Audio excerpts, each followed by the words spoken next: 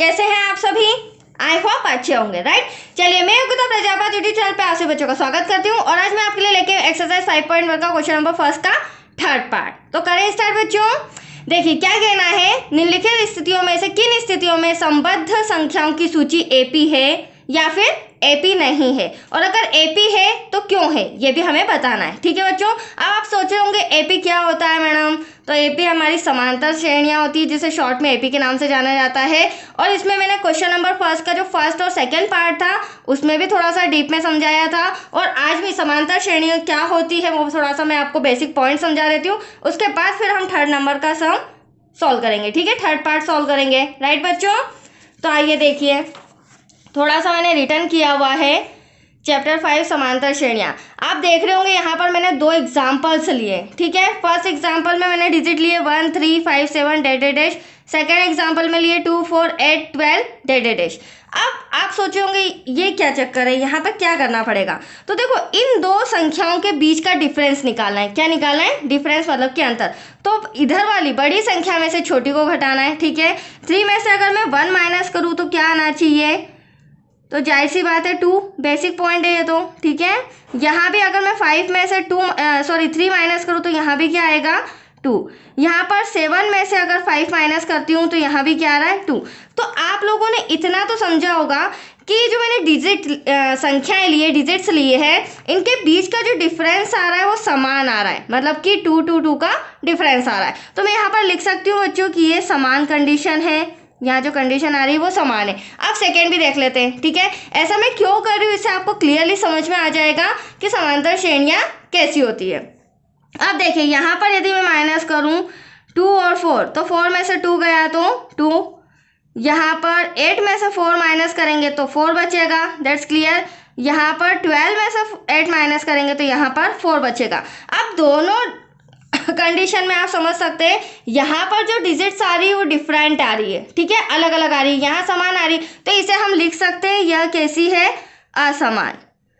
अब पॉइंट ये बनता है कि हमारी समांतर श्रेणियां समान होती है या असमान होती है। तो जो समांतर श्रेणियां है वो कैसी होती है बच्चों? समान होती है। इसका मतलब ये है जो हमारा क्वेश्चन नंबर फर्स्ट है वो इससे रिलेटेड है कि हमें बताना है कि कौन सा एपी है और कौन सा एपी नहीं है। तो जब मैं सम सॉल्व करूंगी, थर्ड पार्ट सॉल्व करूंगी, तो सॉल्व करने के बाद हमें पता चलेगा कि अगर डिफरेंस इस तरह का आ रहा है इसका मतलब वो समान है, तो हम कह सकते हैं कि हाँ अतः समांतर श्रेणियां है। बट डिफरेंस इस तरह का आ रहा होगा तो हम कहेंगे असमान है। ठीक है, अब डिफरेंस कैसे निकालेंगे वो भी देख लीजिए। अब यहाँ पर आप देख रहे हैं A1 A2 A3 और A4, तो ये जो मैंने डिजिट्स निकाली यहाँ पर लिखी थी फर्स्ट एग्जांपल में, यही हमारा A1 A2 A3 A4। आगे अगर डिजिट आती है तो A5 A6 हो जाएगा। ठीक है, अब A1 क्या है? 1, तो मैं यहाँ पर लिख देती हूँ।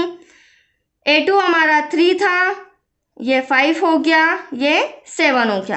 अब देखो A1 हमेशा प्रथम पद होता है, ये द्वितीय पद, ये तृतीय पद, बट बाकी पर फोकस नहीं करना है। आप A1 समझ जाइए, A1 को हम क्या कहेंगे? ऑलवेज प्रथम पद। ठीक है बच्चों, ये बेसिक पॉइंट समझते जाइए क्योंकि आगे के सम में भी यूज होगा। अब अभी तो मैंने आपको डिफरेंस बेसिक पॉइंट के अकॉर्डिंग समझाया था, अब आप फॉर्मूले के अकॉर्डिंग समझिए। देखिए कोई सी भी दो संख्याएं ले लीजिए, मैं यहाँ पर 3 और 1 ले रही हूँ। 3 और 1 को जब मैंने माइनस किया था तो 2 आ रहा था, तो उस 2 को हम कहते हैं क्या है? सार्वांतर।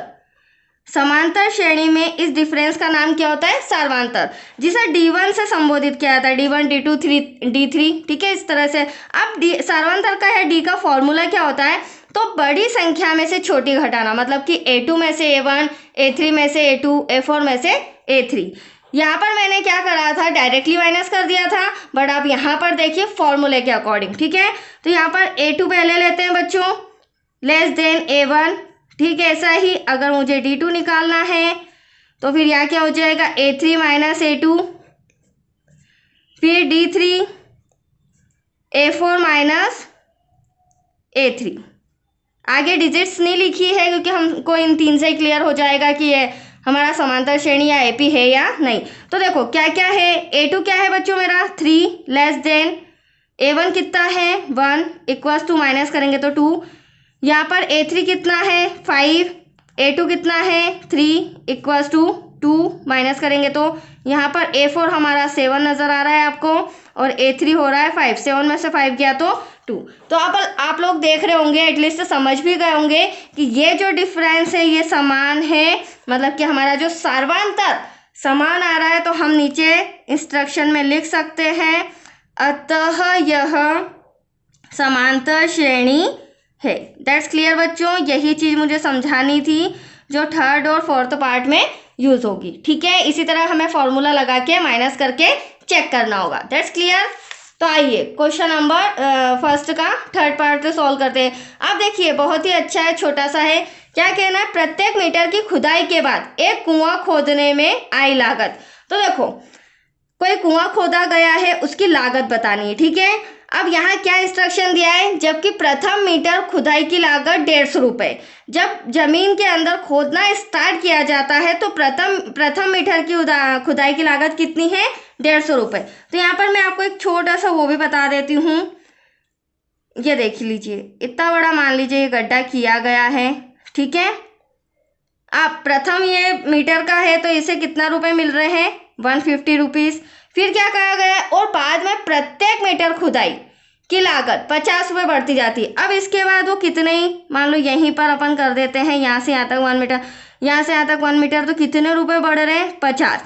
फिर उनने आगे और खुदाई की तो मजदूर को कितने देने पड़ रहे हैं, 50। मतलब जितनी मीटर नीचे तक खुदाई होगी उतने मीटर 50 रुपये एक्स्ट्रा लगेंगे। यहाँ तक कोई डाउट? तो आप खुद देख सकते हैं, फर्स्ट मीटर के 150 है तो A1 तो मेरा 150 हो जाएगा। A1 कितना हो जाएगा बच्चों, 150, मैंने जस्ट अभी समझाया था, राइट।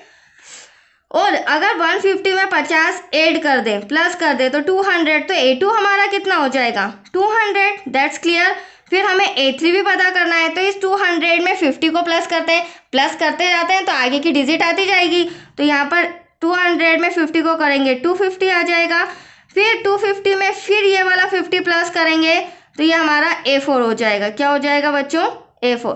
तो 250 प्लस 50 ये आ गया 300। इस तरह आप प्लस प्लस ऐड करते जाएंगे तो ये आपके A1 A2 A3 A4 A5 A6 आगे कंटिन्यूस आता जाएगा। ठीक है, अब देखिए ये डिफरेंस तो मैंने बता दिया, मतलब A1 A2 A3 तो आपके सामने ले आई हूँ। अब हमें निकालना है सार्वांतर। हमें देखना है सार्वांतर सॉल्व करके कि यह सम AP का है या नहीं।